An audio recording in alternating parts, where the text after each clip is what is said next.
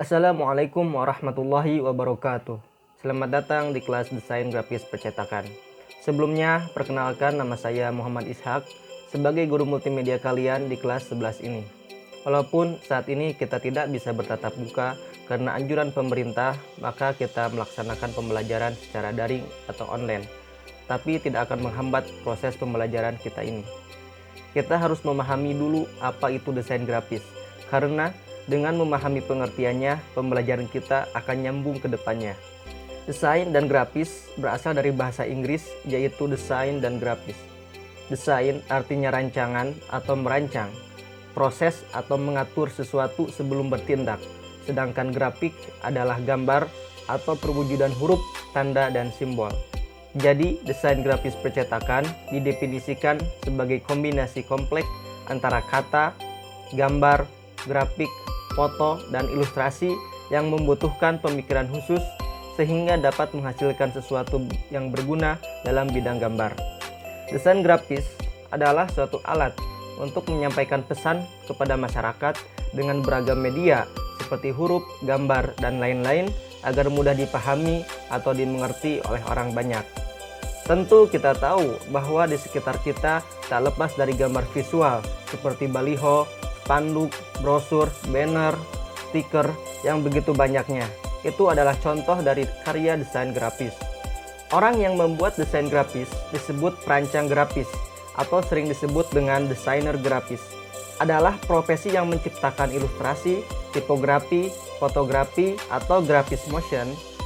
Seorang desainer grafis menciptakan karya untuk penerbit, media cetak, dan elektronik seperti majalah, brosur, iklan, undangan yang sering kita jumpai.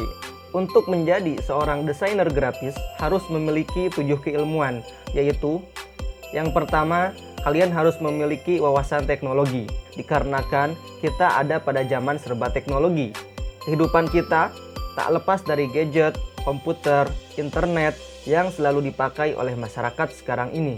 Kalau kita tidak bisa menguasai teknologi, maka kita akan ketinggalan oleh zaman, sehingga karya desain grafis kita terkesan monoton. Desainer harus selalu mengikuti perkembangan teknologi dan dituntut harus bisa menguasai komputer dan software desain grafis. Yang kedua, wawasan sains. Kita hidup di bumi ini pasti bersama alam. Manusia pasti membutuhkan alam untuk kelangsungan hidupnya. Harus bisa menguasai bidang pertanian, kelautan, daratan, bahkan udara untuk mengeksplor energi yang ada di dalamnya. Kita sering menjumpai poster-poster yang bertemakan lingkungan seperti anjuran untuk menjaga kebersihan, melindungi hewan-hewan langka. Itu hasil dari desainer grafis yang mengerti akan ilmu sains.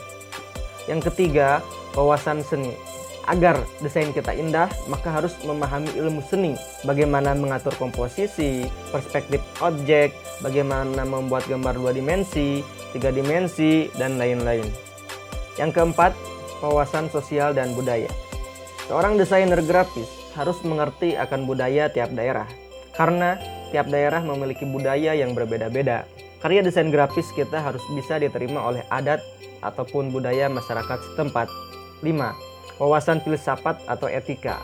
Filsafat adalah pola pikir atau menyusun kata seperti kiasan, ungkapan, atau makna. Dalam desain grafis harus bisa memberikan makna yang dapat dipahami oleh masyarakat. Objek, bentuk, simbol bisa memberikan makna ataupun warna-warna di alam ini memiliki makna yang berbeda-beda. 6. Kemampuan olah nirmana.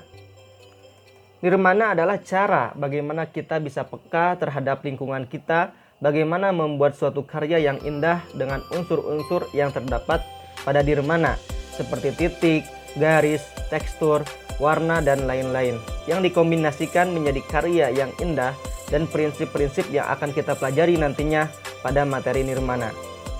Software desain grafis. Software adalah alat untuk membuat karya desain kita.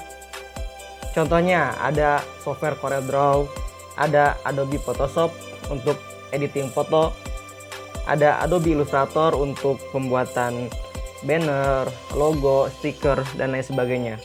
Tentunya kalian bertanya-tanya, buat apa sih belajar desain grafis percetakan itu? Kita akan menjadi apa nantinya? Nah, Untuk menjawab pertanyaan kalian, di sini saya akan bahas lingkup kerja desain grafis. Yang pertama, percetakan. Di sini kalian bisa bekerja sebagai seorang desainer untuk pembuatan brosur, banner, stiker, majalah, dan lain-lain. Kalian bisa bekerja di perusahaan percetakan atau membuat jasa desainer percetakan sendiri. Yang kedua, produsen dan supplier material cetak. Kalian bisa menjadi seorang penyedia bahan-bahan cetak seperti kertas, bahan banner, tinta, karena desainer grafis itu dididik untuk menguasai berbagai macam alat-alat cetak. Yang ketiga, jasa komunikasi pemasaran.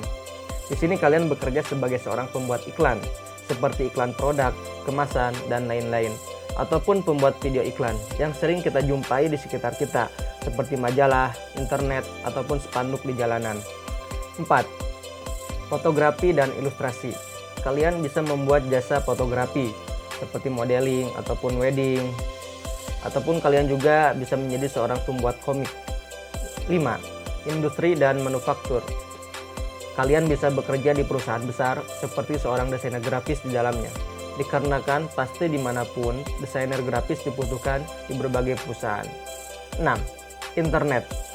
Kalian bisa menjadi pembuat konten-konten di internet seperti menjadi seorang YouTuber ataupun menjual produk-produk kalian di pusat penjualan online. Tentu kita akan membuat produk yang semenarik mungkin dengan kemampuan desainer grafis kita. 7. Komputer, hardware, dan software. Kalian bisa membuat aplikasi game untuk Android ataupun software-software lainnya. Dikarenakan sekarang ini banyak sekali bertebaran software di Android. 8. Jasa konsultasi desain.